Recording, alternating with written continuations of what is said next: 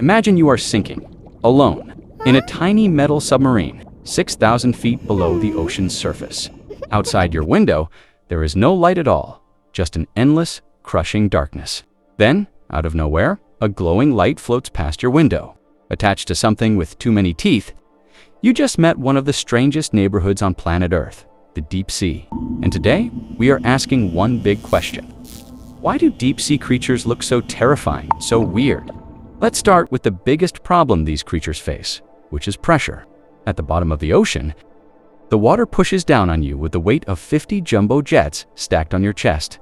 A human body would be crushed almost instantly at that depth, like a soda can under a truck tire. So how do these creatures survive something that would flatten us in seconds?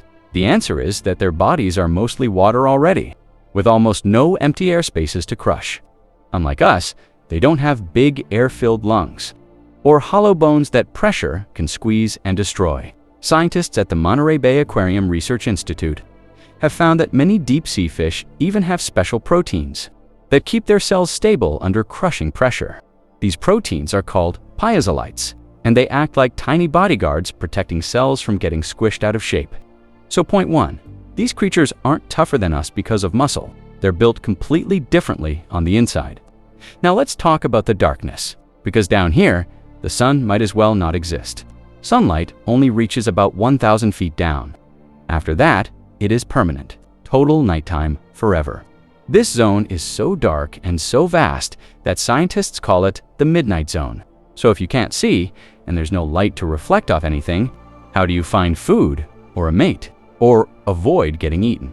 The answer is that many creatures learned to make their own light, a trick called bioluminescence. A study published by marine biologist Stephen Haddock found that as many as 76% of deep-sea animals can produce their own light. That's not rare. That is basically the entire neighborhood carrying its own personal flashlight. The anglerfish uses its glowing lure like a fishing rod, dangling bait in the dark to attract curious prey. But the moment that prey gets close enough, snap, it becomes dinner in the blink of an eye.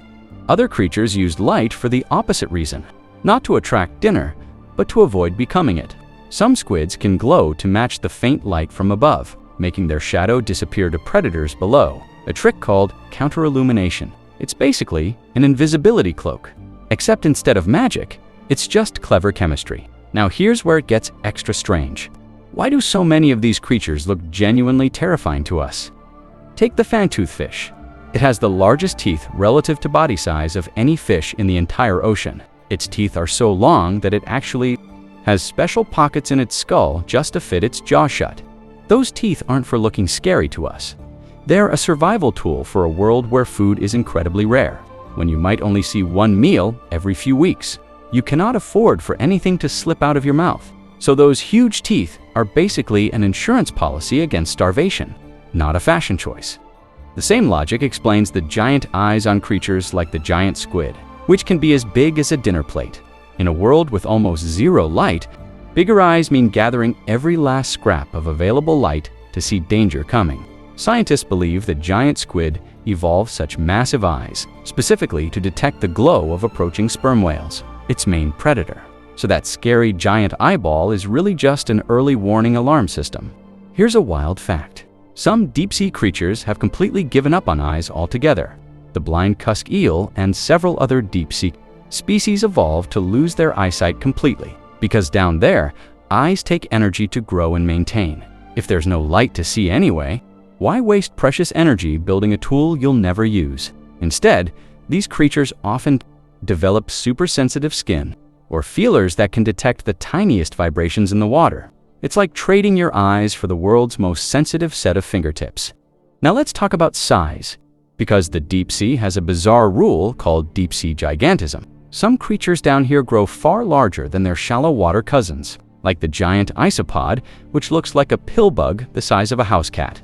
Scientists think this happens partly because the cold temperatures slow down aging, letting these animals grow bigger for much longer. It's like keeping food in the freezer. The colder it is, the slower everything breaks down. So creatures that might live for 2 or 3 years near the surface can survive for decades in the icy deep. More time to grow means more time to get enormous. And enormous, in this dark world, often means safer, Now, here's the part that really messes with your brain. None of these creatures actually think they look scary. To them, glowing lures, huge teeth, and giant eyes are not horror movie props. They are just ... Tuesday. Fear and ugliness are human labels, built from our own instincts about what danger should look like. In reality, every single one of these features is just a perfectly logical answer to an incredibly harsh environment. Which brings us to something worth sitting with for a moment. The deep sea covers more than 60% of our planet's entire surface, and we have explored less than 5% of it.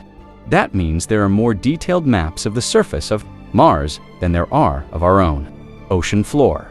We call these creatures alien and monstrous, but really, they are the true natives of the largest habitat on Earth. We are the visitors here, squeezed into tiny metal capsules just to say hello for a few hours. So maybe the real question isn't why they look so strange to us. Maybe the real question is what it says about us, that the unfamiliar so quickly becomes the frightening. Because somewhere down there, in the crushing dark, life didn't just survive, it thrived, glowed, and adapted in ways we are only beginning to understand. And maybe that's not something to fear at all. Maybe that's one of the most beautiful things our planet has ever created.